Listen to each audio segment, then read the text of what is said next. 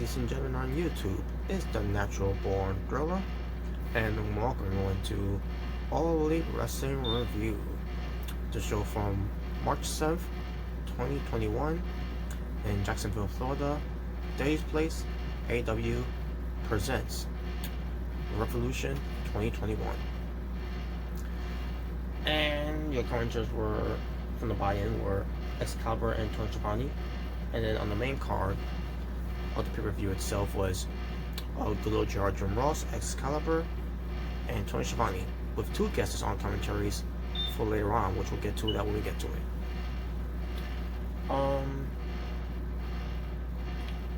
The attendance were about 13,000 AEW fans in attendance, including some, I'll go do some honorable mentions right now.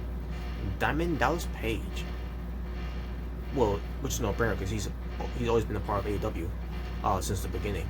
But someone else that was not expecting to be there, Al Snow, the promoter, or whatever he's doing routines to, Ohio Valley Wrestling, I can say, OVW. So yeah, Al Snow was there.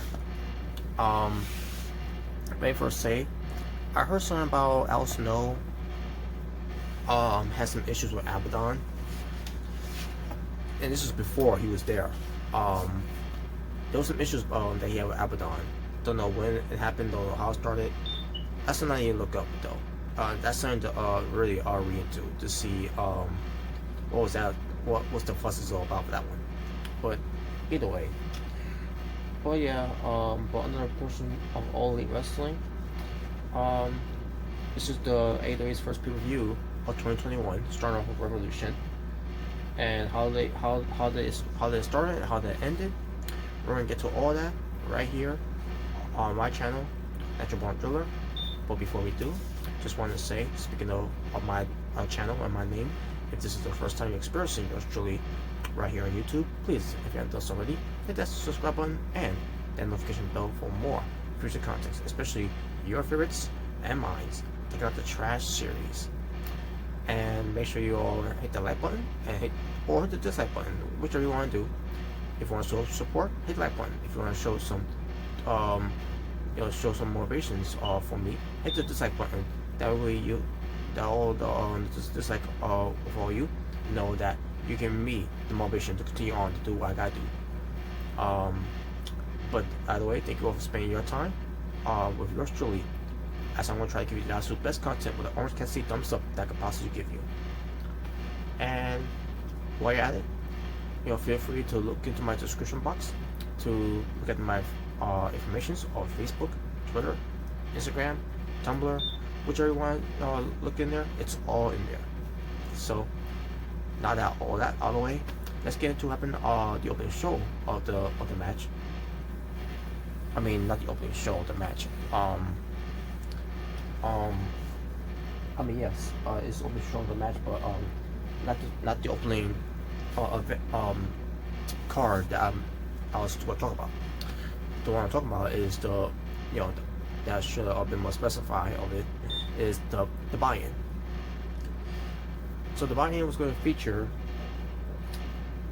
excuse me. So the buy-in was going to feature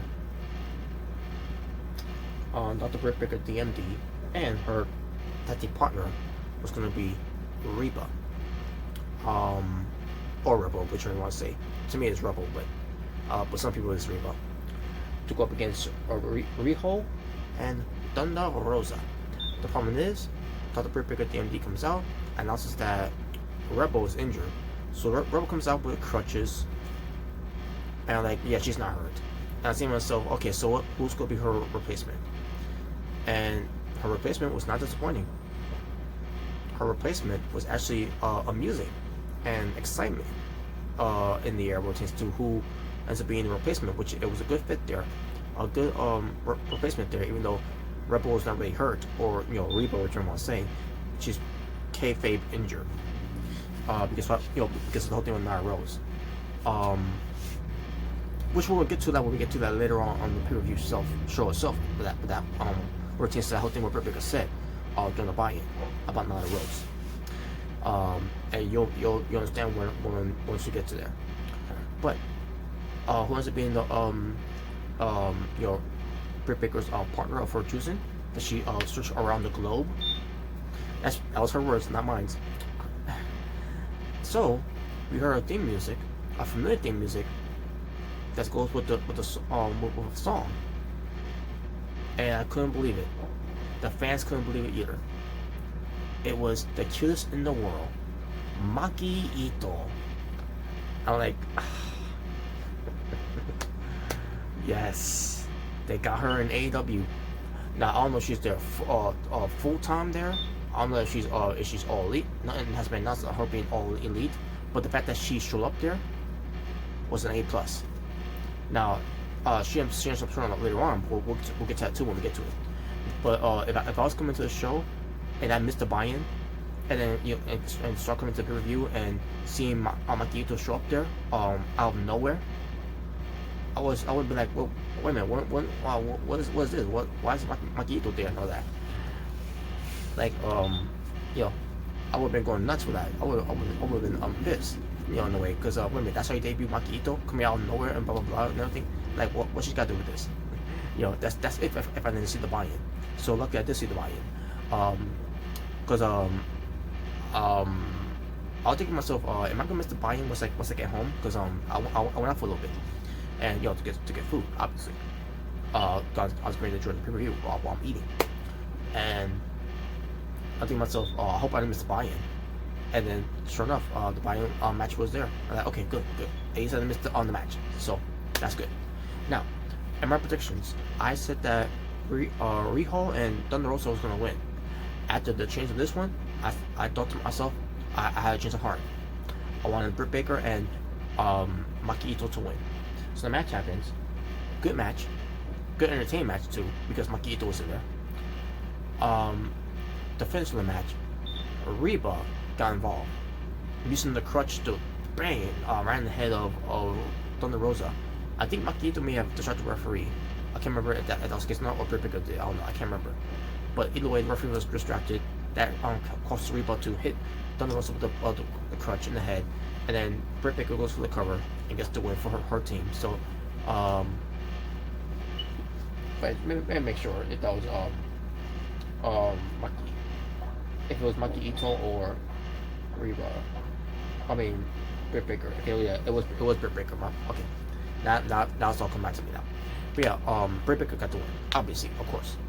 She always got to get the win over on Thunder Rosa. Twice so far, she's beaten Thunder Rosa.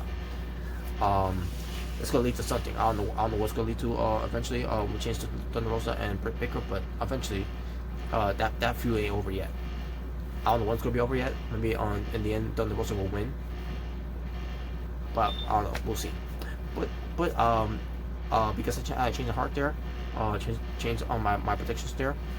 I went with Maki Ito and Britt Baker winning here, and they won. Now again, if Maki Ito was not in the match, then my predictions would never change either way. I still would have Riho and Riho and Thunder Rosa winning instead of Britt Baker and Reba. But because Reba wasn't in it, Maki Ito was in it, I changed my predictions. So there you go. So yeah, that was the buy-in. Now we get to into the main card. They show a memory graphic of Jim Crockett Jr., who unfortunately passed away. For those who don't know who Jim Crockett Jr. is, he is the promoter of Jim Crockett Promotions back during the days of old school pro wrestling, of the NWA. And unfortunately he passed away. And all I can say, for his work during that time, just want to say that, in memories to him and rest in peace. Shout my condolences goes out to the families for the loss. But in spirit, NWA in the hands of Billy Corgan, and unfortunately with David McGarna not there anymore because of the whole speak out movement thing that he was involved in.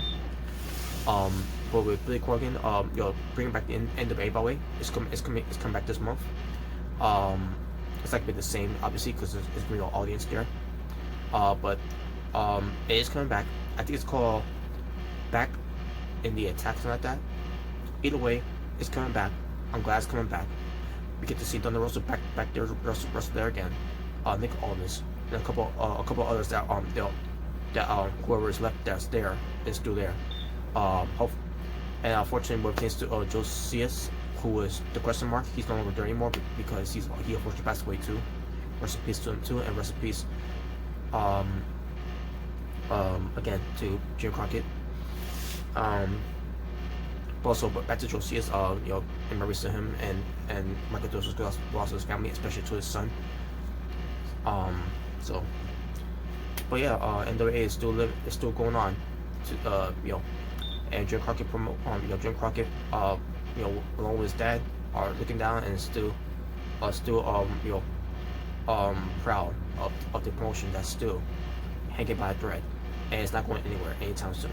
So, props to Billy Corgan for still keeping that NWA show, National Wrestling Alliance, still alive and well. Despite the pandemic that we're all going through. So yes, to Jim Crockett Jr., rest in peace to you, man. Thank you for what you've done for NWA. And fuck Vince McMahon, by the way. For those that know the history about the whole thing with NWA, with Jim Crockett's promotions during that time, yeah, I know what I'm talking about. Yeah, I know why I'm saying that. Fuck Vince McMahon.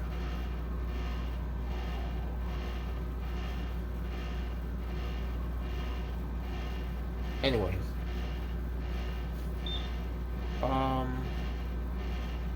Yeah, your Spanish commentators, your French commentators, your German commentators, but the main commentators are basically, Tony Schiavone, Jim Ross, and Taz. I mean, Jim Ross, Tony Schiavone, and Excalibur, excuse me. Taz we won't get to later. We'll get to that later. And Don Callis too. We'll get to him later too as well. Ring announcer, Justin Roberts. Your referees, Aubrey Edwards, Bryce Remsburg, Frank Gastinelli. I don't know. I gotta learn his last name, by the way. Mike Posey, Paul Turner, and Rick Knox. And your interviewer, Alex Marvez. Which he didn't do much interviewing that much anyways, but we'll get to that when we get to it. Opening match. It was the AEW World Tag Team Championship. 17 minutes and 50 seconds it lasted. The crowds were loud as hell during this night, by the way, because we got 13,000 fans in attendance. Biggest crowd since Full Gear, I should say. And it's just a pandemic too, but still. Which was during the pandemic, but still. But yeah, the World Tag Team match, Chris Jericho and MJF of the Inner Circle being accompanied by Wardlow, and they go up against the Young Bucks, Matt and Jackson, the reigning tag team champions. Didn't care about this match, folks. Really, still didn't care about this match at all. I know the heat behind the whole build up and booking and all that and everything. I still didn't care for the match either way. But this, as far as the match was, it was decent. I'll say that it was just decent. A lot of cool spots, a lot of spots that should have ended the match, like Chris Jericho involving Floyd, the baseball bat, hitting Matt Jackson, and then MJF hitting his finishing move.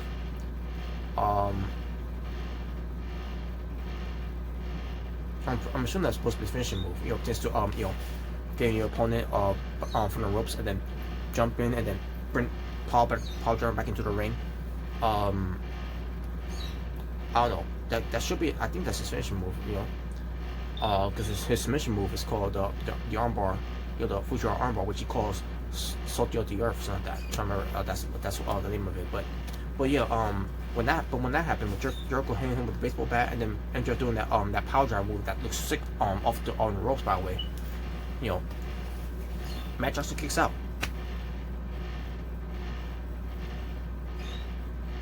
I'm like, that should end the match there. Like, even though I wanted the Young Bucks to win, because Jericho and MJF are not a real tag team, I was going for the Young Bucks to win. But the fact that that wasn't the finish, because that would make a lot of sense that was the finish, because a foreign object was used. Referee didn't see it, and then MJF goes for the that sick power driver, driving the Matt Jackson off the ropes and everything, and then he kicks out of it. So Chris Jericho's baseball bat Floyd was no good. And then you bury MJF's does devastating finishing move there. I'm assuming that's supposed to be on his finishing move. Matt Jackson kicked out of it, so that's useless, no good.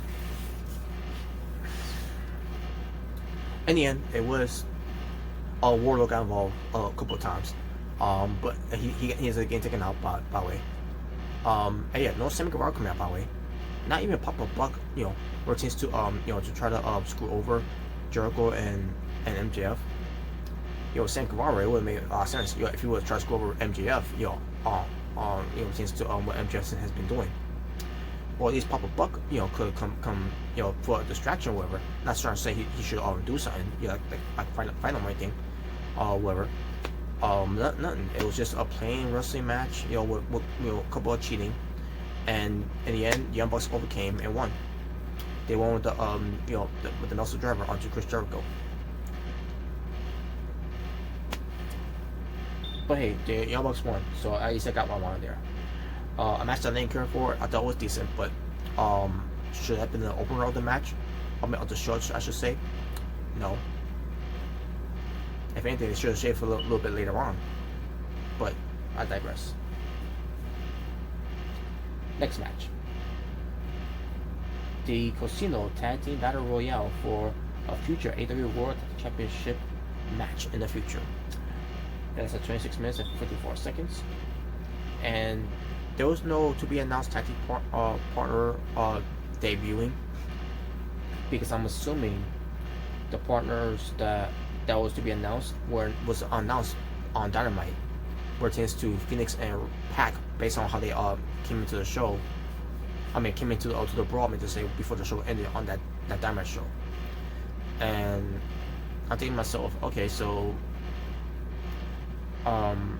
yeah, they were the ones that were able to be announced, because there was no debut tag teams on the show here, or at least what tends to be announced as tag team to fill in that slot.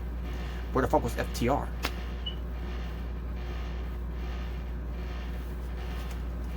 FTR was not even in this Battle Royale. So, anyways, but this Battle Royale was basically a Royal Rumble-like type of match with tag team, and it pertains to the Battle Royals with tag team matches. It pertains to the rules of it. Only 2 members of the tag teams must be eliminated. So, for example, if Dustin Rhodes gets eliminated, QT Marshall is still there until he gets eliminated, and then that'll be it for the team. There you go. But speaking of the Dustin Rhodes and QT Marshall, the Natural Nightmares were the number 1 entries into the match. And then you had the Dark Orders, 5 and 10 in there. Basically, I'm gonna go in the order now. Who got in there? Because it was every 90 seconds. The countdown begins, and then we get a new team coming in. Number 3 was the Inner Circle of Santana Ortiz, Proud and Powerful. The Sydal brothers, Matt and Mike Sydal. The Dark Order, Evil Uno, Stu Grayson. The Gun Club, Austin Gunn and Colton Gunn. The Pretty Picture, Pretty Peter Avalon and Cesar Bononi. The Varsity Blonde, they were number 7 by the way. Number 8, Varsity Blondes, Brian Pillman Jr. and Griff Garrison. Number 9, Bear Country, which is Bear Boulder and Bear Bronson. Number 10, Wrestling Express, Jungle Boy and Luchasaurus. When they came out, now fortunately the music didn't last long, because they already got into the ring. Jungle Boy, but the entire crowds were, and also the ones that were also there too, the AEW Dark, and a couple of them that are AEW staffs and whatever, they were there. But the crowds, most likely they were singing along the Tarzan Boys song by Baltimore. The whole rhythm of whoa, whoa, whoa, whoa, I loved it. That was awesome. I loved it. Now, I would have loved it if they would have won the match, though. Spoiler, they didn't win the match. But we'll get to that when we get to it. 11. The Butcher and the Blade with the bunny. Private Party. Isaiah Cassidy and Mark Quinn. SCU. Christopher Daniels and Frankie Kazarian. Death Triangle. Pac and Ray Phoenix. And the Dark Order, Alex Reynolds and John Silver. And the crowd were during this match for John Silver, they were chanting Johnny Hungee. I loved it, by the way. I loved it. He's over, man. He's over. And he was pretty good in this match too. Right? He's always been good, but he was damn pretty good in this match. Alright, so here are the order of the missions.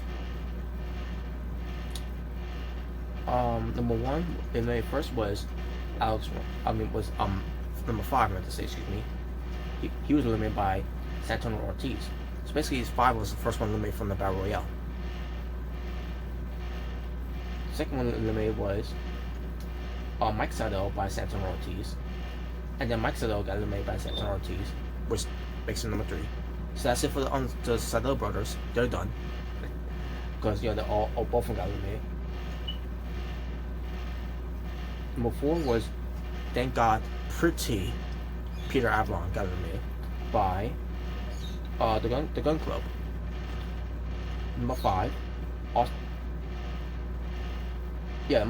Gunn and QT Marshall. Hold on, before I get to him. So number 5, Austin Gunn. Number 6, Colton Gunn, and who's the? Oh yeah, Cesar Bonelli. Where is he? What's he in the too?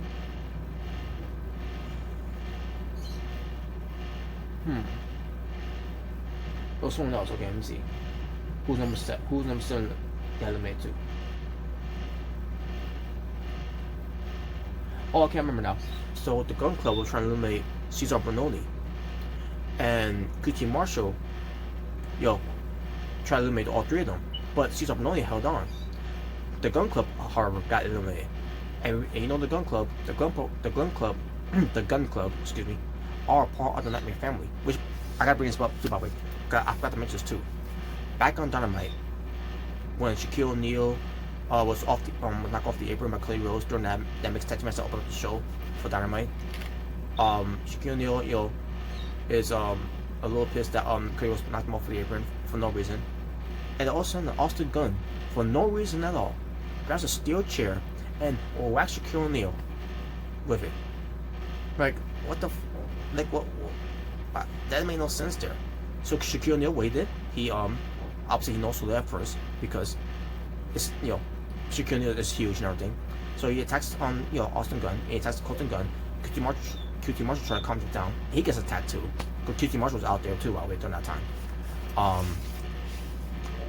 But yeah, so I'm thinking, and the reason I'm bringing this up too, by the way, not because I wanted to bring this up, because I forgot to mention it during the review I did about Dynamite, pertaining to Shaquille O'Neal. But I want to bring it up too because I believe that's why it came to the factor in this one, because the Gun Club shouldn't have done what they should never done what they done at on Dynamite, pertains to the whole thing with Shaquille O'Neal. So QT Marshall decided to just step him out the ring, not just because to teach him a lesson, because they stuck in the business that doesn't belong, but also at the end of the day, it's a tag team match. It's all about the tag teams that has to win this match to get the tag team title shots. So Dustin Rhodes sees this, he's upset with QT Marshall, like, what are you doing? We need because of our family and everything. And then QT Marshall's like, we're who cares? It's about us. We should be the tag team champions, and everything. And Dustin Rhodes keep arguing for everything. And then QT Marshall's like, screw you then. And then he limits himself, and then he spits his gum to Dustin Rhodes, like, what the what's is the Nightmare family already crumbling already? What the hell's going on?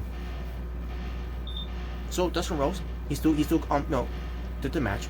Just despite QT, yeah, I don't know what's the point of it at this point because look at that, that's done. That tag team looked like it's done now because QT Marshall said, "Fuck you, I'm leaving." I don't know. We'll see how that transpired on Dynamite. Oh man, that was one of the biggest swerves I've seen all night.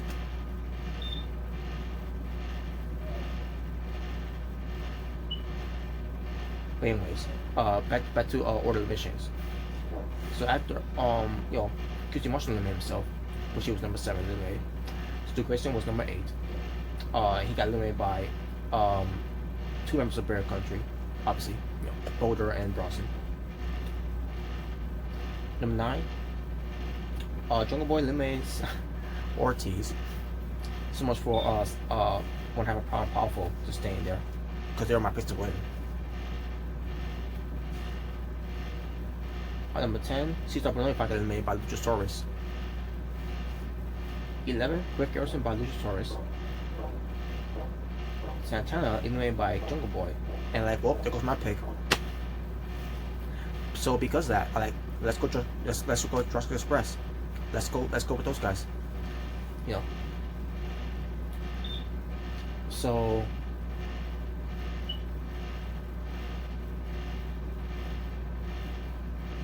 number 13, Evil Uno by Marco Stunt, by the way.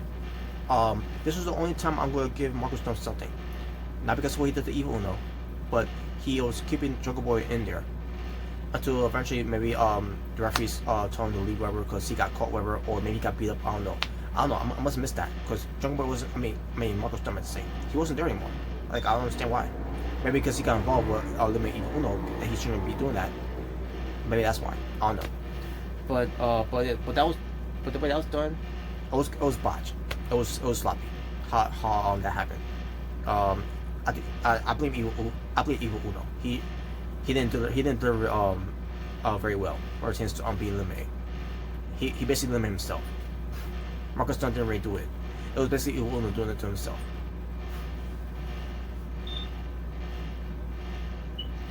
Anyways, so number 14 was Brian Pillman Jr. by The Butcher.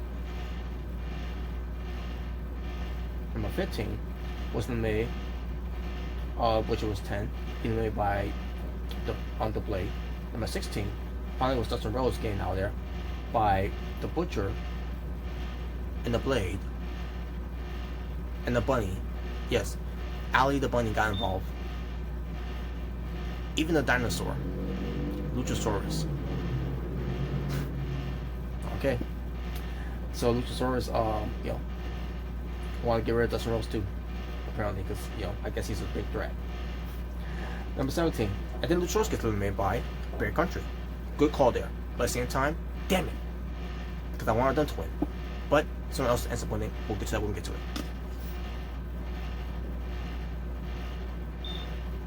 Number 18, Boulder, and number 19, Bronson, both eliminated by The Butcher. Basically, Bear Country got eliminated by The Butcher.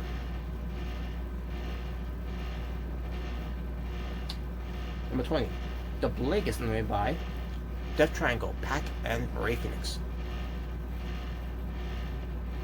Number 21, QT Marshall gets eliminated by Death Triangle. 22, Isaac Cassidy eliminated by Reynolds and Silver of Dark Order. 23, The Butcher fight gets eliminated by SCU, Daniels and Kazarian. Christopher Daniels gets eliminated by Ray Phoenix. Alex Ronald gets eliminated by Jungle Boy. So I guess at this point now, let me see.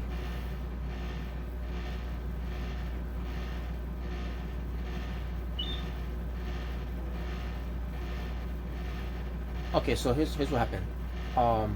It was John Silver, Alex Reynolds, Dark Order, Death Triangle, Pac and Ray Phoenix, SCU, Christopher Daniels and Frankie Kazarian, and Jungle Boy that was left. Basically, that was the final 4 team in there, despite Luchasaurus not being there no more. So then, like I said, Christopher Daniels was thrown out by Ray Phoenix. and then you have Alex Reynolds by Jungle Boy. So then it was John Silver, Jungle Boy, and Death Triangle, which means 3 teams, with Alex Reynolds not being there for John Silver, and Jurassic Express with Jungle Boy not having Luchasaurus not being there. Meanwhile, you got Pac and Rey Fenix, still there, so they haven't had it. And I saw a match that should be booked sometime this year, folks. Pac and John Silver. Why have we not seen this match yet between Pac and John Silver yet? I'd love to see that match. Based on what they did on this, in this Battle Royale, I would love to see that match. John Silver gets eliminated by Rey Fenix, and then it was just Jungle Boy against Death Triangle. Jungle Boy held his own. He eliminates Pac. Basically the whole tripping pulling the ropes down, and then Pac, the way that was done perfectly. So Pac was eliminated. So it was just Jungle Boy and Rey Fenix. Rey Fenix did his dive, through the ropes though. Rick Knox meant to say he thought he went over the top, but Aubrey Edwards was there. No, he went through the ropes. He's fine. He could get back in. And I thought that's what cost him the match, because referees are debating about this whole thing, but which Rey Fenix has out of the ball here. Because Jungle Boy, he could easily limit him out if he got back in the ring and everything. But nope, instead, it was Rey Fenix getting the winner over on Jungle Boy, throwing him out of the ring. And Rey Fenix and Pac are your normal contenders. They won the Battle Royale to face the Young Bucks in the future for the AEW World Tag Team titles. And I'm like, that's good. Now, what I would prefer Jungle Boy to win either way, but either way, I'm fine with this team too. So far you got 2 of the triangles winning. Now, is the third one going to win it? We'll find out when we get to it. By the way, before I move on, number of eliminations. Dark Order. QT Marshall with 2 eliminations. Santana with 3 eliminations. Ortiz with 3 eliminations.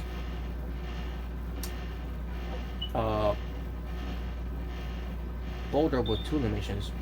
Bronson with 2 eliminations. Jungle Boy with 5 eliminations. Luchasaurus with 3 eliminations. Butcher with 2 eliminations. The Blade with 1 elimination. Christopher Diaz and Frankie Kazarian, SU with 1 each. Pac with 3 eliminations. Rey Fenix with 5 eliminations. John Silver and Alex Reynolds, Dark Order, with 1 eliminations each. So the one had the most eliminations here was a tie for Jungle Boy and Rey Fenix. There you go. And that will conclude your Casino Tag Team Battle Royale. That's 26 minutes and 25 seconds.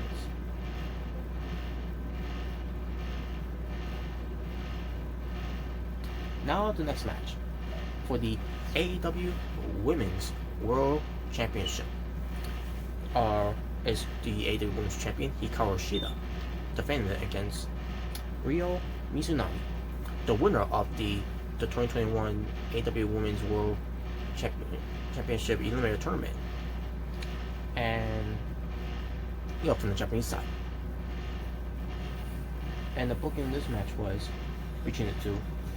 Ryo was on the verge of retiring back in 2019 until AEW wanted her to compete at Double or Nothing during that time with Hikaru Shida and Riho, and they were tag team during that night.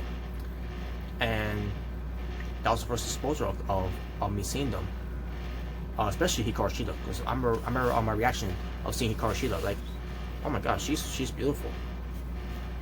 I was just in love, But anyways, so Ryo, her thing was that, her passion for wrestling was over, but AEW, basically revived that. And then Hikaru Shida starts, doing her promo, and basically, she talked about how Ryo Mizunami and her, Hikaru Shida had matches before. I think she said about 3 matches they had, and it was all a draw. And she said this one she's gonna win it. She's gonna win this match. Well, Spoiler alert, she did. But the match itself, it was good. I enjoyed the match for what it was. Very good match. And during the match though, something really pissed me off in this match. Not the match itself. The match was fine. The one thing that pissed me off about this match was who was outside of the ring watching this match. In the crowd. With the rest of the AEW roster. Well, I won't say they're not. I'm not saying all of them are part of AEW. But some of them that are just there to be dark wrestlers. In dark matches for AEW Dark. Big Swole was there. The camera didn't bother trying to zoom into them. Versus the Big Swole showing her there. They didn't bother to zoom her in there. No, we just saw her from a far distance while this match was going on. And she was just standing there looking at the match. She's not clapping, she's not reacting, she's not impressed. I'm like, that's what pissed me the fuck off about this whole thing. And it shouldn't be. I think it's part of the storyline and everything. I get it, but the thing is, if this was part of the storyline, then why didn't they bother try to zoom in to say, oh wait, that's Big Swole there? There was no mention of her at all. So what the fuck? Why the fuck she was there?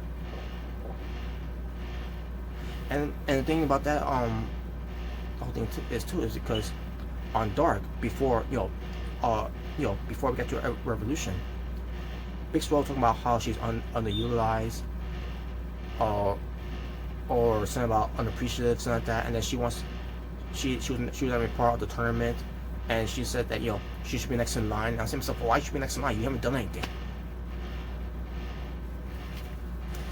And here she is, right there. But the thing is, they didn't play it. They didn't play it up. AEW did not play up on that. Why we have her right there in the first place? She was there just for that match, and after that she was gone. She didn't bother staying there for the rest of the show. What it pertains to being being at ringside to watch everything else that's going on. On that match, and they didn't even bother zooming into her. They didn't even bother mentioning her. So what was the point of her being there? Maybe she was probably interfere after the match was over because Hikaru Shida ends up winning. So after the match was over, Rio and Hikaru are having shaking hands, whatever. And instead of Big Swole going in there, who goes in there? Who goes in there? Nyla Rose. Huh? She goes in there and spoils this whole celebration, whatever. And then Britt Baker comes out with Makito and with Rebel, and they go beat up on Rio and Hikaru Shida, and and also I should mention too, by the way, Vicky Rose was there, but Vicky Rose was also there. But Britt Baker and Nyla Rose were right there. Remember when I talked about before, where Britt Baker took a little smack about about Nyla Rose back on the buy-in. Well, this is this is the confrontation here. They look at each other face to face, and what do? They team up and go after Rio and Hikaru Shida. Even though Britt Baker just talked shit, in a way, about Nyla Rose on the buy-in. But no, all's forgiven. Let's team up and beat them up. Huh? So who comes out? Thunder Rosa. When she comes out, everyone runs away. Britt Baker, Makito, even Nyla Rose ran away.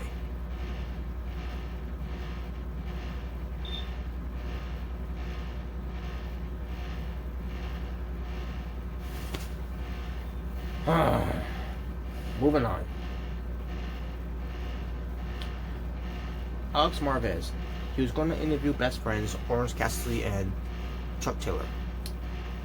Unfortunately, he didn't get to because Miro and Kip Sabian attacked him. And put before is going to go out there later on for them.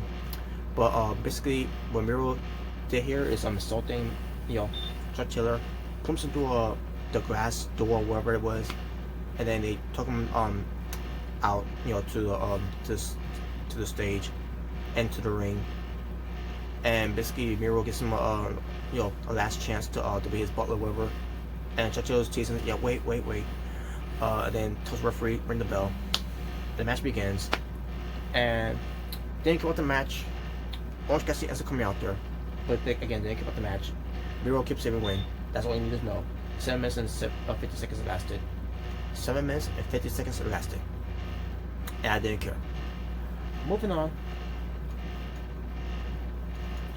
Oh, by folks, before I move on, let me check something out here, because I think there's something that needs to be mentioned here. Just give 1 moment. Okay. Oh yeah. Paul White. It was before the AEW Women's Title match started. He was being interviewed by Dasha Gonzalez about Big Show giving us hints of who's going to be the big surprise, you know, the big scoop that he's got. Who's a Hall of Fame worthy type of superstar, who's going to be all elite. And he says, just one hint. He says that this person, no one can outwork him. And I couldn't figure out what he mean by that. But we'll get to that when we get to it. But before we get to that, and before we get to the next match, I gotta see something here first before we move on.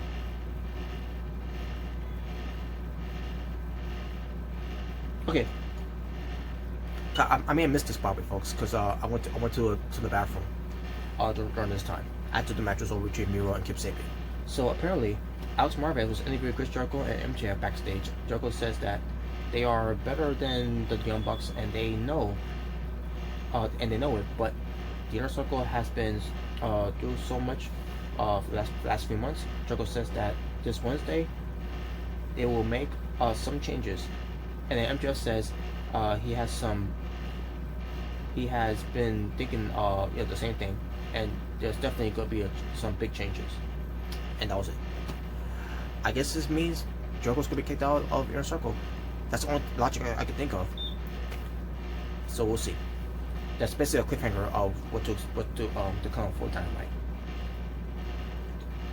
A real package for this big money match between the Hangman and the Page and Big Money Matt Hardy.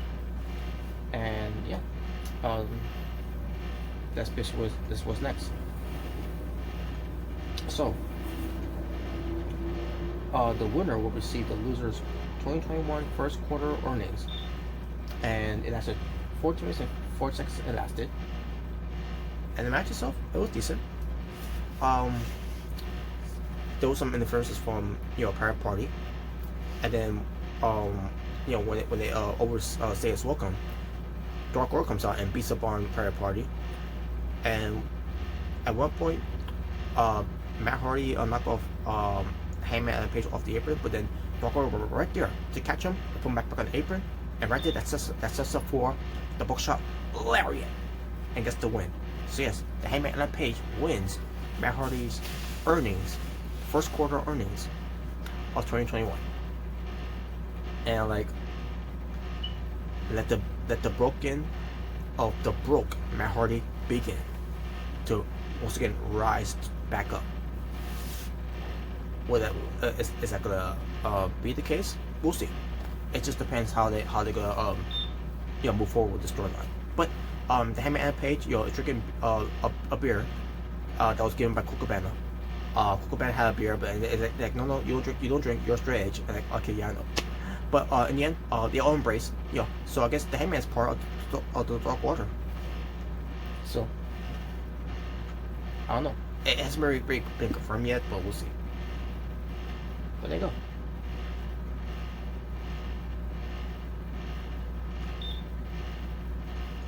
Alright, before I get to the next match, I gotta see if this big surprise happened yet.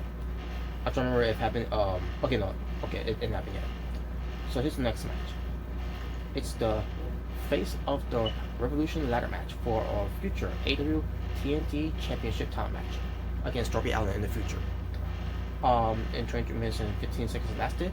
Retains to this match, and the participants were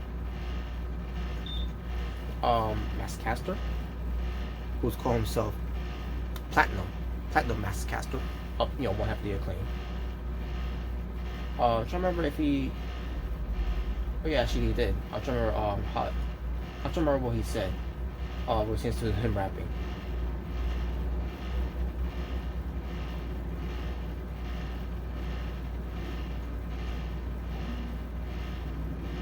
because he referenced something about Dr. Seuss and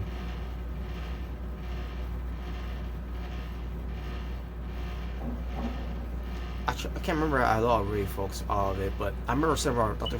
Seuss reference.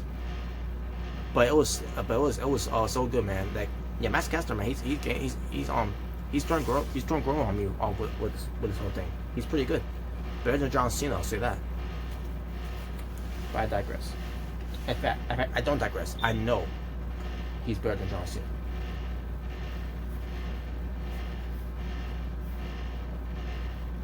But anyways, you have Max Caster, Lance Archer, who the Murdoch Monster, being played by Jake Roberts, who's a snake. The return, this time, on pay-per-view, of Penta El Zero Miedo. Cody Rhodes being covered by Arn Anderson, his coach. Scorpio Sky. And finally, who was the mystery opponent who signed with AEW? No, not Paul White's big scoop thing. That's not until later. We're talking about a spot to be filled in, to be announced thing. So, it ends up being All Ego, Ethan Page. I couldn't have been more happier. You see what you did in Impact Wrestling? You let someone like that go, and there he is in AEW.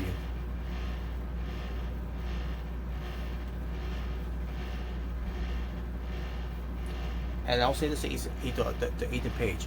He chose the right company to go to. That's all I'm going to say from there.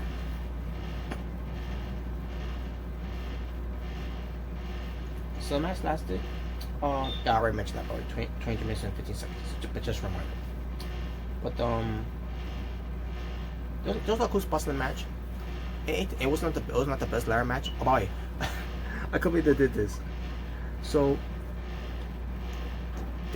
I talked about Lance Archer from the review I did previously on Dark, where he's talking about he's gonna grab the brass ring. Well, in this match, there was literally a brass ring. Not just any brass ring, a golden Sonic the Hedgehog ring.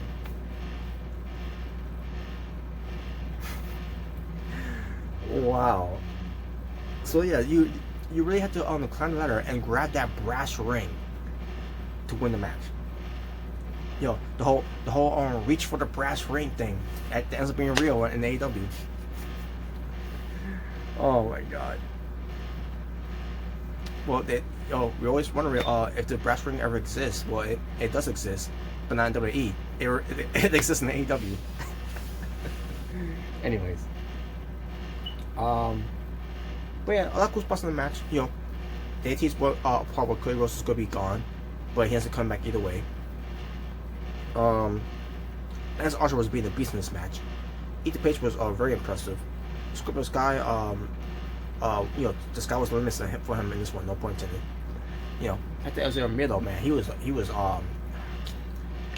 really doing something here. And Jake Roberts got involved. He did a strong clothesline to Ethan Page. But he got kicked by Penta L0 Miedo. Are we ever gonna see Jake Roberts do the DDT? Because all he does is the strong clothesline. I mean, he's known to doing it and all, but at the same time he's past his prime. But even though he just took a bump by getting kicked by Penta L0 Miedo, it would be awesome if he would have done the DDT. That would have been perfect there. AEW Revolution, that could have been it for him to do the DDT. What the fuck they're waiting for? They've been teasing Jake Roberts, you know, to do something, by having him being there. But I don't know. Maybe he can't do it. Maybe if, one mistake of him trying to do the DDT, maybe that'll probably be it for him. I don't know. But if there's an opportunity to do it, Jake Roberts needs to capitalize on it. Hopefully he does. Maybe if he loses more weight, maybe get back on the DP yoga, he'll probably do something. But anyways, so I wanted Archer to win here. Unfortunately, he didn't win. Instead, it was Scorpio Sky. So Scorpio Sky, he reached for the brass ring, and he got it. And now he's going to get that title shot on Dynamite this coming Wednesday on Dynamite. So there you go. It's somewhere somewhere out there, maybe back home in Texas, wherever, or somewhere, because she wasn't there. Alex Gracia is looking on at the show, and she's very proud of her man, the Pink Dream, by the way. So yeah, for those who don't know, Alex Gracia and Scorpio Sky, they're going out. Scorpio Sky, you lucky bastard. All right. Let's see what happened at this match. Yes, it happened at this match. So finally, Justin Roberts announced who was the big surprise that Big Show has been having the big scoop about, who's gonna be All Elite, and he's Hall of Fame worthy. And the music plays, and I saw the countdown. And as soon as I saw the countdown, I said to myself, it's Christian Cage. And not just because of the countdown, but because of the music. It's the same similarity of familiar music from TNA wrestling. The whole Evanescent, what's it called again? My Last Breath. The song, if everyone listens to Evanescent, My Last Breath, the song from the album Fallen, you know what I'm talking about. Holding my last breath, safe inside myself. Song goes like that. It's been a while since I haven't heard it. But anyways, but yeah, as soon as I heard that music, it's Christian Cage. So yes, the former Christian from WWE, Christian Cage, is now in All Elite Wrestling, and I was smiling. I'm like, good, because guess what? WWE was not going to do anything with him anyways. Yes, he may have returned to the Royal Rumble. That was the only thing they gave him. After that, there was no negotiation to bring him back ever, which is disappointing. Because again, I don't know what the deal is. I don't know why they feel this way. For whatever reason, it's not just I'm not gonna just sing off just Vince, but someone else got something some grudge on Christian. I don't know who it is. I don't know what. But besides Vince, someone does not like this guy. But to get back to Vince though, pertains to Vince McMahon, I don't know what the reason why he doesn't like him besides he's got an ugly face and he wanted to cover that face of his with a blue dot, because he literally wanted to do that when the network came out back in 2014. But for whatever reason, he does not like Christian. And this goes way before he left WWE to go to TNA.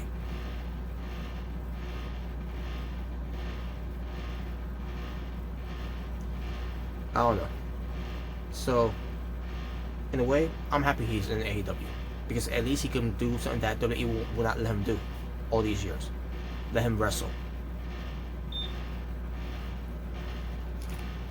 All we wanted for Christian is one more match. And yeah, no one's talking about that. That was Christian's thing back in what year he started at? 2011? Yeah, it was 2011. That's when he turned heel too, by the way. Man, that was a huge mistake, by the way. What they did with him.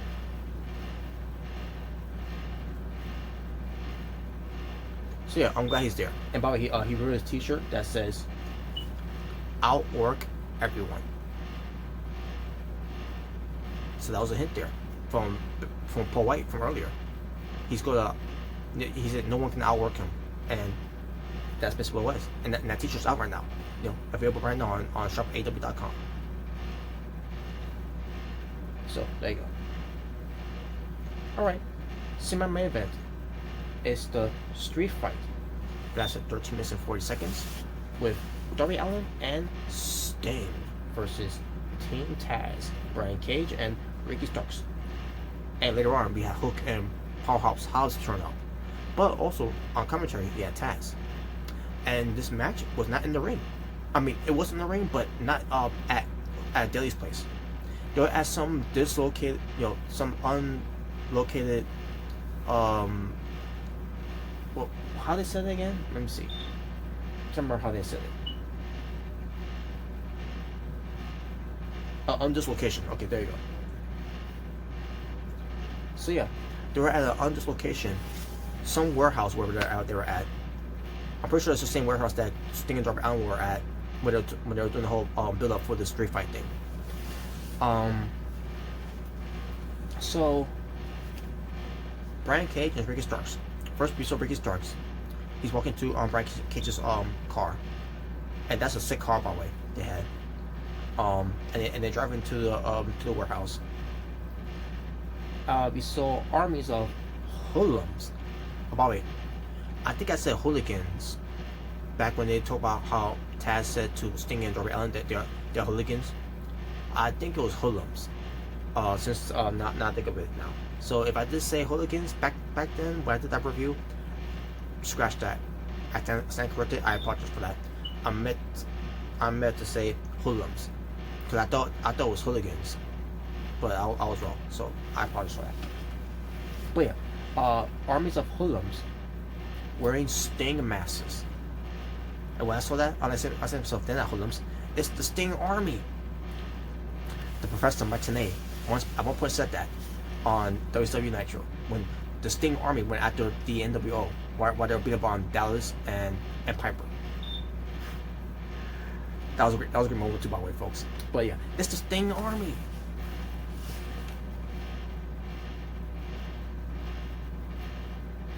Oh, also, George Finally said on the night as well, it's the Sting Fest. They're everywhere. Bobby the Brain Heenan said, Stings are us. And then Mike Tenay said, it's a Sting army. Great memories, by the way. I miss WCW. Anyways, so they arrive. Brian Cage and Ricky Starks. All of a sudden, Sting and Darby Allin shows up. Well, first Darby Allin showed up. He showed up with a skateboard. The way he came was awesome. Sting came in with his pickup truck, and Sting had half face paint of Crow Sting and half face paint of Darby Allin's face paint. Loved it.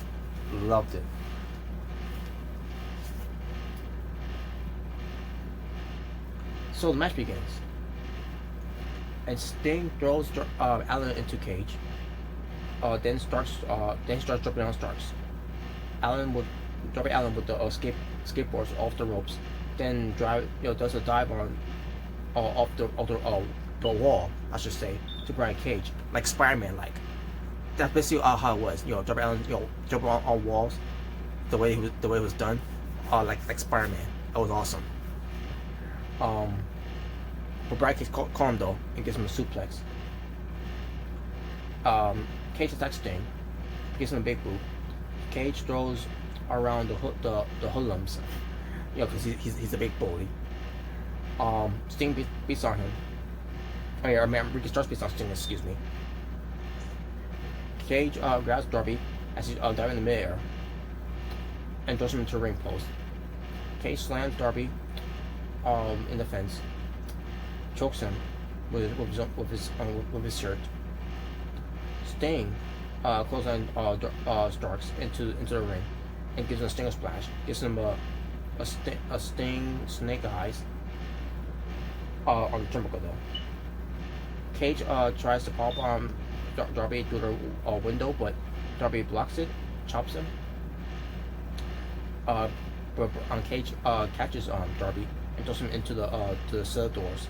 Sting gives another Stinger splash to Starks, a clothesline, to send him over the top and out of the ring. Sting grabs the bat and chases Starks, and Starks is running away, and he finally calls to him, and then Starks like, yeah, look, you'll need the bat, you'll need the bat, and Sting throws the bat away up there, which that'll come to play later. We'll get to that.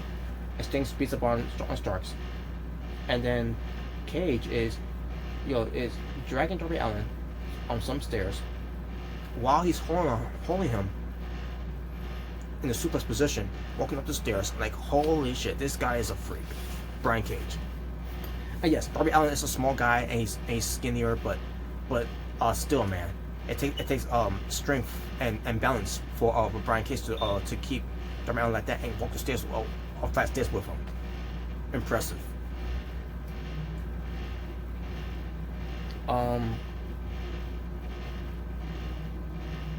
Sting goes up the stairs.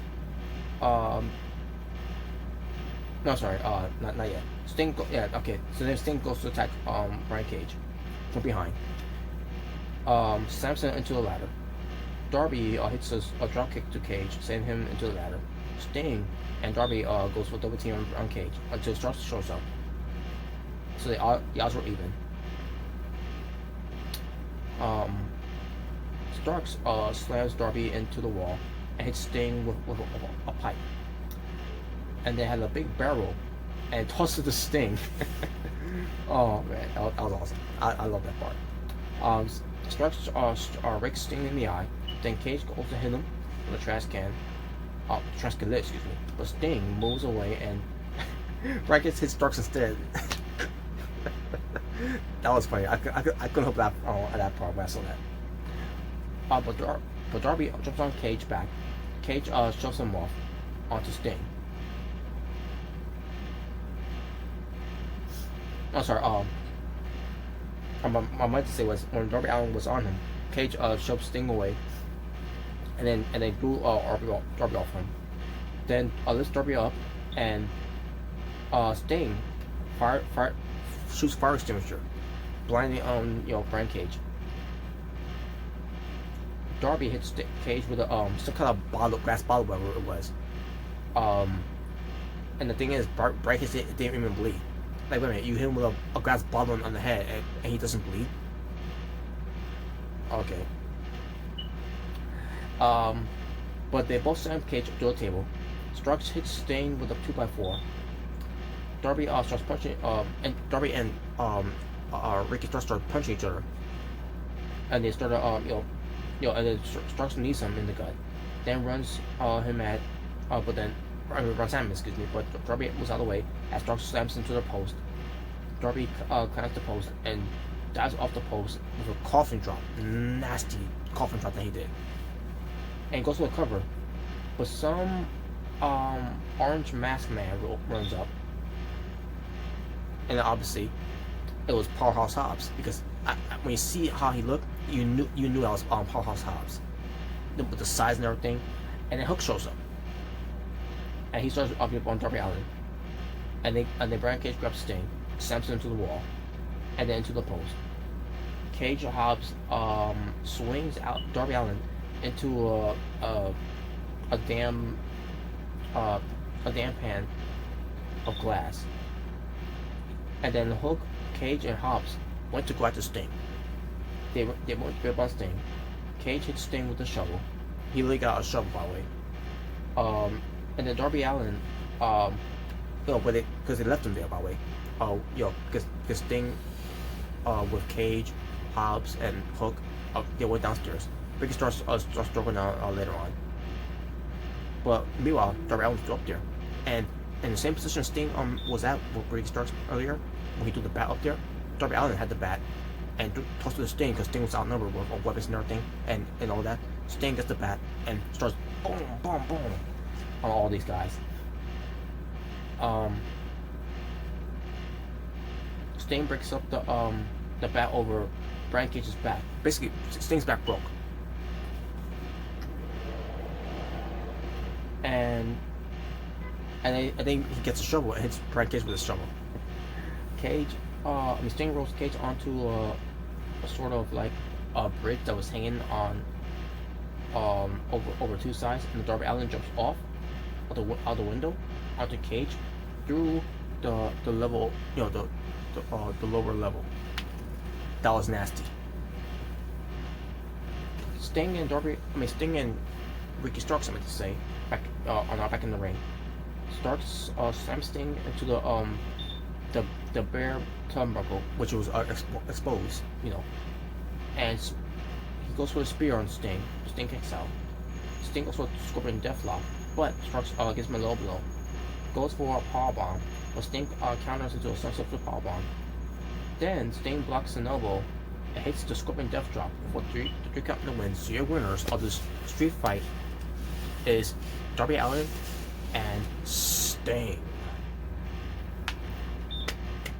Love the match. This match to me topped all the matches, and I'm about to get to the main event when I get to it. But this match itself was fantastic. It was great. Oh my god. Highlight of the night. If anything stole the show on that night, it was this match. Sting looked great. Everyone looked great in this whole thing. Love this match. It was cinematic style, obviously, and also you have commentary going on in this one. I never heard commentary in cinematic matches before. Routine this whole thing. It didn't really bother me that much. I know it did bother some people, but it didn't really bother me that much.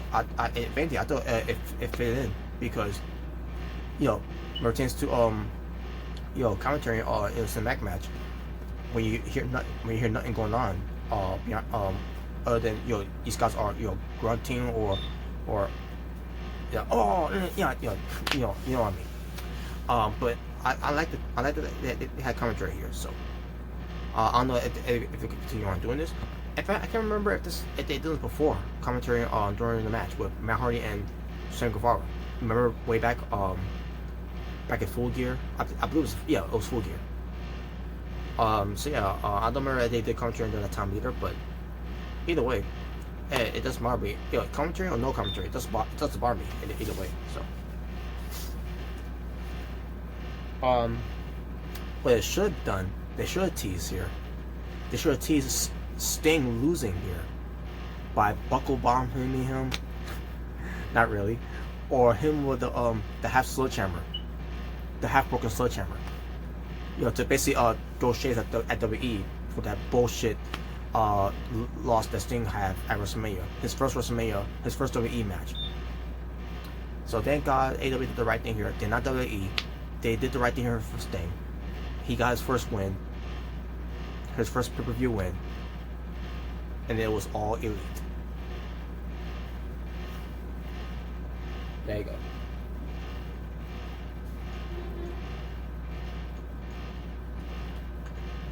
Main event time. The AEW World Championship title match. The AEW champion Kenny Omega being accompanied by Don Callis, with Don Callis was on commentary, versus Jon Moxley, the challenger. 24 minutes and 15 minutes it lasted, and the match was exploding barbed wire death match.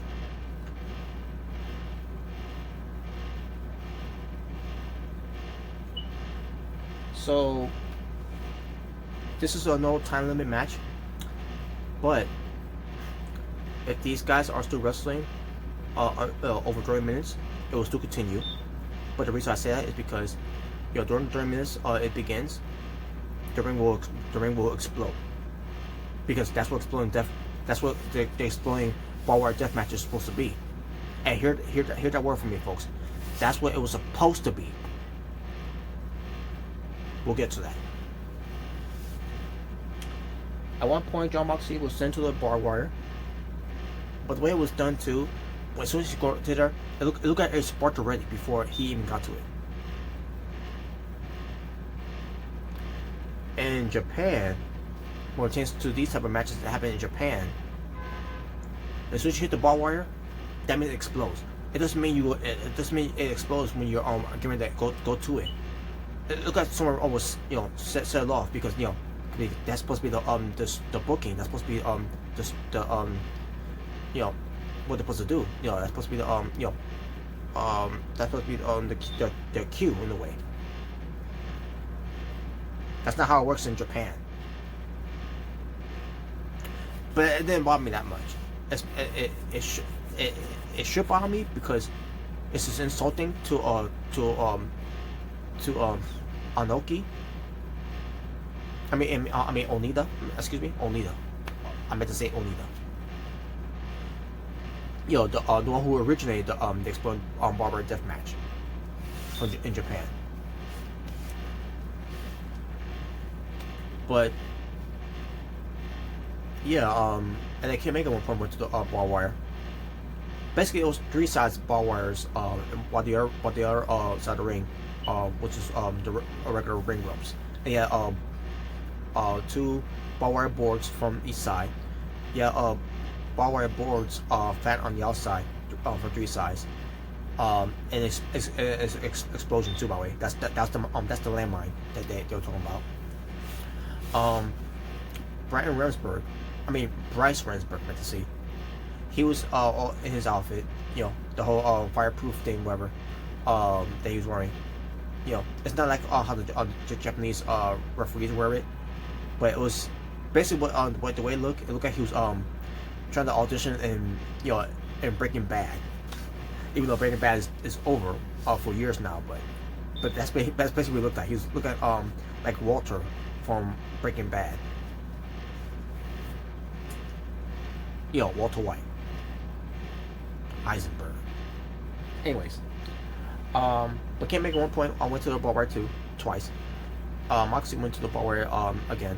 They went to both guys. One was from Moxley, the barbed wire board, and the other one was from King Mega.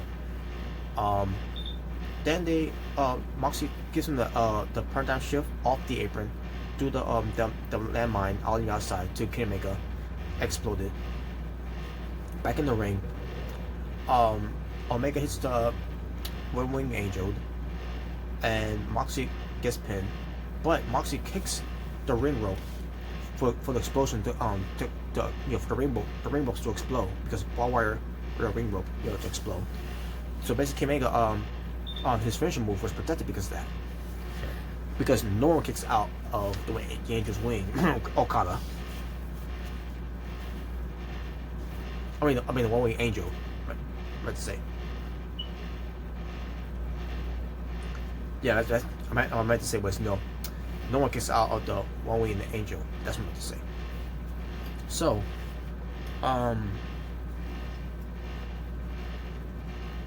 Moxley looked like he's going to win this match here, but instead, Moxley was stopped by the Good Brothers. They had a barbed wire baseball bat, which had explosion. If it hit someone with it, it will explode. And John Moxley did get exploded because of that. But then Downcast helped out a little bit too. They start. So yeah. Oh, sorry. Not yet though. Not yet. Because he was doing commentary for that one.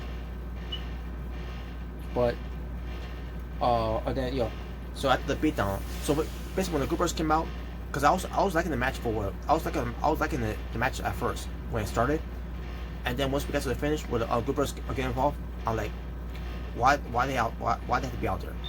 I thought King Mega wanted to do it on his own. Instead, he had help. I didn't like that.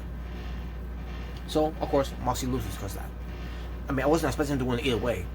I expected him to lose because it makes common sense there of him losing, because he's gonna be going away since his wife's pregnant, or he might be going away to do something else. I don't know. The point is, he's not gonna be champion. He's gonna be gone. He's gonna be taking time off. So I guess just the way they were to do it, because the ending of how this whole thing transpired didn't work out well. Now I'm about to get to it. I'm gonna get to it.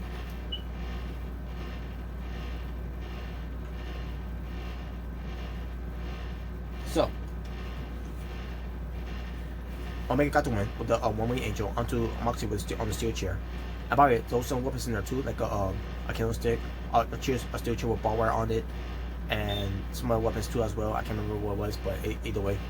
But there was also one steel chair that had no barbed wires on there. But basically, King Omega wins, retains to the champion.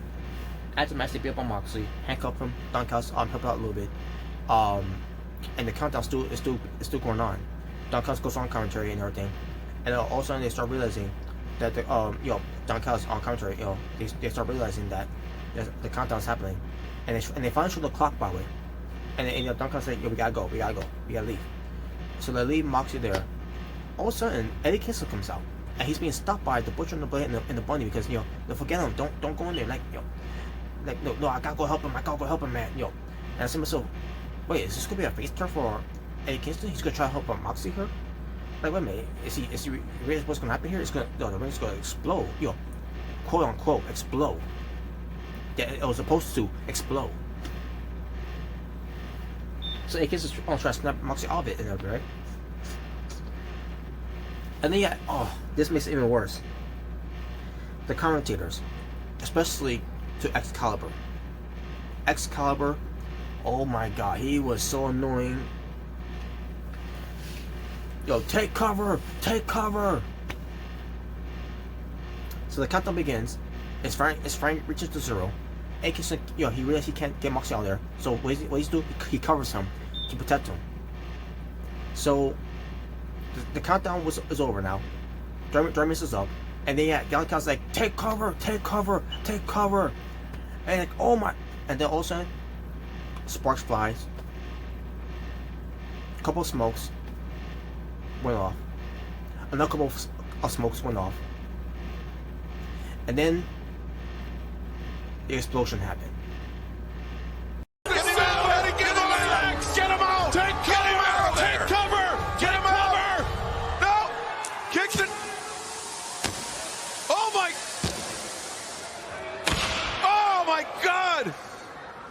Kingston covering Jon Moxley. And I'm watching this, and then as Excalibur to say, I just seen, he was like, "Oh my god!"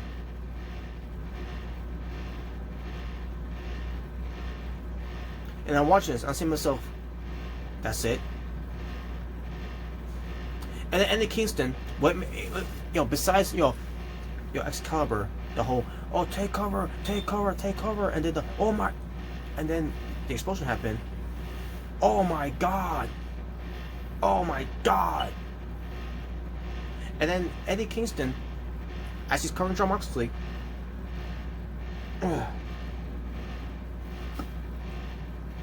he was selling it.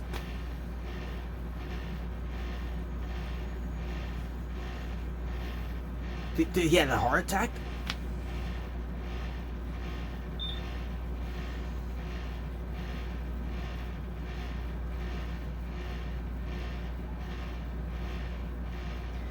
This is what's supposed to look at, folks. Exploring bar deathmatch with a chance to on the time expiring. This is what it's supposed to fucking look like.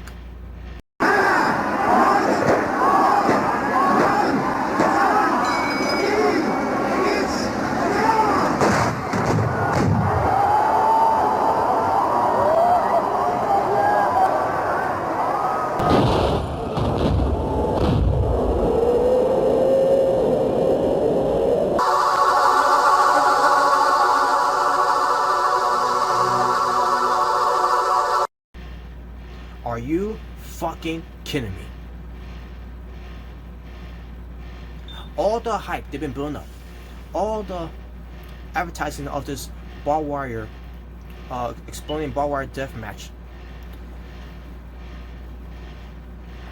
And this is what we got. This is the payoff.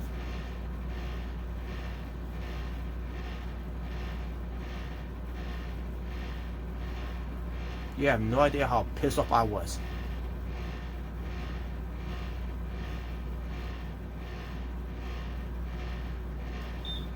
I don't care if it was a botch. I don't care if Tony Khan had an excuse for it.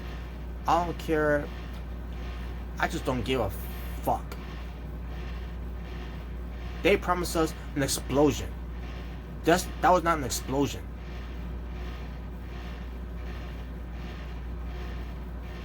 That was just more like a Gilbert pyro. Then it was an explosion. This whole explosion of this so-called exploding barbed wire death match that AEW pulled out doesn't compare to the explosions that Mankind had in 1999's Royal Rumble when The Rock tossed him off the stage and then power outage went off. This doesn't compare to this man's limo explosion from 2007. We all know how shitty that was. This doesn't even compare to the explosions that Ryback and John Cena had when Ryback spears John Cena through the LED board from what? Payback? From 2013. This doesn't even compare to Rusev being what? Slammed into some kind of wire malfunction with everything that John Cena did to him during that flag match that had in 2017 and what pay-per-view? Battleground?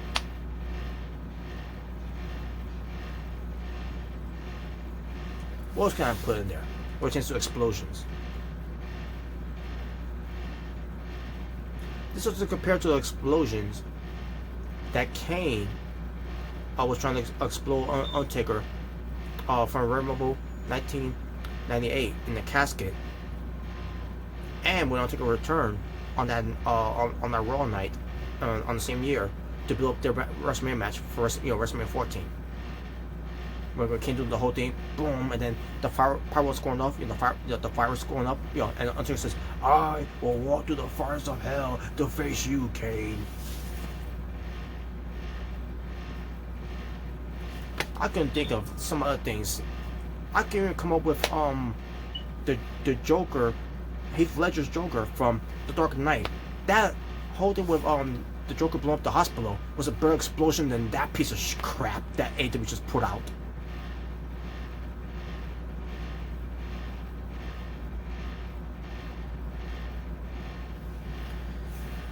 What was it called again by Don Callis and Kenny Omega?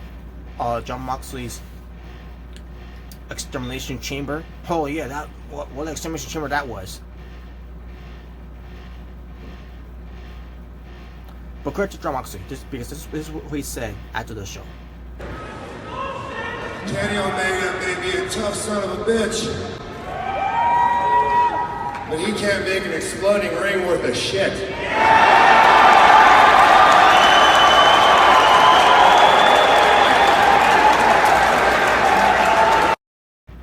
At least John Moxley is making the havoc of this one, where it tends to that botch ending to a pay-per-view. And Tony Khan's excuse about worry about the safety of the wrestlers and everything. Well, if that's the case, then don't book the fucking match. We were expecting explosions. That was not an explosion. That was a wet fart. That's what it fucking was. That was basically a whoopee cushion, laying out all the air.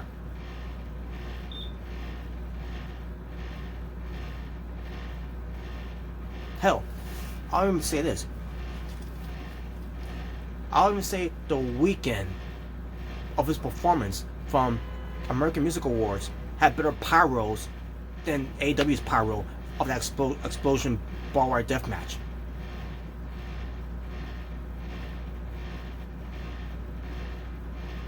The song that he was singing, "In Your Eyes" and "Save Your Tears," with him being all bandaged up.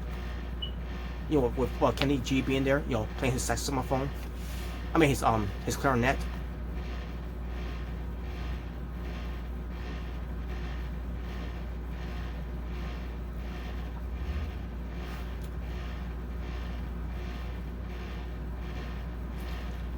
To those, I want to say I apologize for what AEW just gave us, because again, that what I showed you earlier pertains to what a real explosion should have looked like.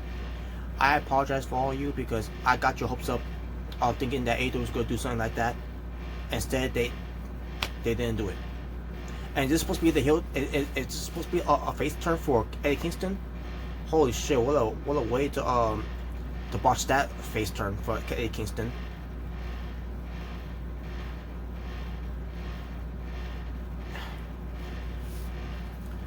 Oh my god.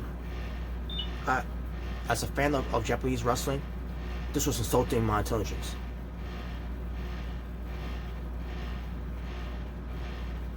So AEW, don't ever do another exploding barbed wire death match ever again.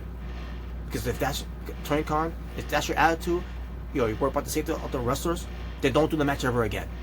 Forget about that match.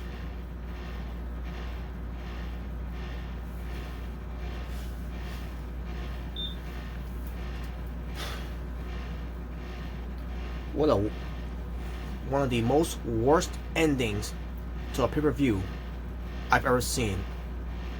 And I've seen a lot of that in WWE. But this one AEW, I never thought you ever do that.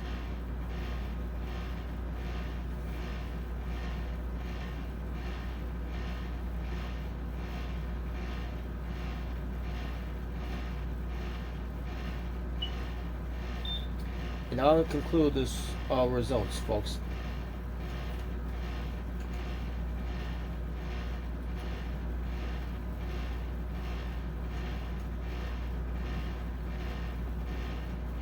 Before we go, my Revolution's 2021 highlights of the night.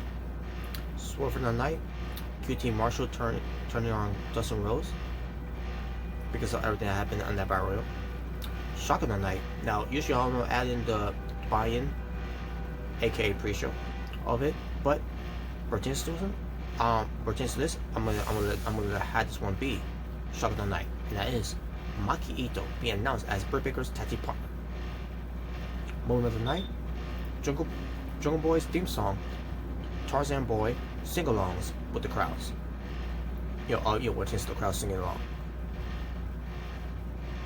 Promo of the night, Platinum, Max Caster. Video promo of the night. Originally it was going to be the barbed wire, the exploding barbed wire death match. After the result of that, nope. Street Fight is video promo of the night. Segment of the night, Christian Cage coming out there to sign the contract. By the way, that's one thing I forgot to mention too. By the way, when he was coming out, there was basically like a podium there, but he grabs the contract off the podium and gets in the ring, signs the contract, and then leaves in the ring. And that was basically the segment, the quick segment there that I saw. So that's segment of the night. Entrances of the night. Ethan Page making his all elite debut because he's all ego. Ethan Page and Sting and Darby Allin's entrance, just to lead to the match in the warehouse. Performance of the night, Jungle Boy. Move of the night, Jungle Boys, Poison Rana. Finish of the night, the Hammer and Page's Buckshot Lariat. Brutal match of the night, the exploding barbed wire death match. In the midway, good and bad, brutal match of the night. Showstopper of the night, the Street Fight, without a shadow of a doubt. And finally, the match of the night was the AEW Women's World Championship between Hikaru Shida defending against Ryo Mizunami. And there you go. So my overall rating for the show, 8.5 out of 10. I'm willing to give it a 10 out of 10 for this show, based on that botch they did, based on how they gave us that that exploding barbed wire death match, how it was presented, and how it didn't deliver. I can't give it 10 out of 10. 8.5 out of 10 I'll give it. Still good pay-per-view, but wasn't a great pay-per-view. It couldn't even surpass last year's pay-per-view Revolution. So there you go. And that being said, folks, thank you for watching. I already did my plug from earlier, so there's no need for to plug this anymore. So with that, I'm just gonna say, be well, stay safe, take care of yourself, everything that's going on in the world. Wear your mask before you wear your gloves. So any type of gloves that you want, that you can, to prevent any germs or any anything pertains to COVID-19. Please, as always, hand sanitize your hands like so.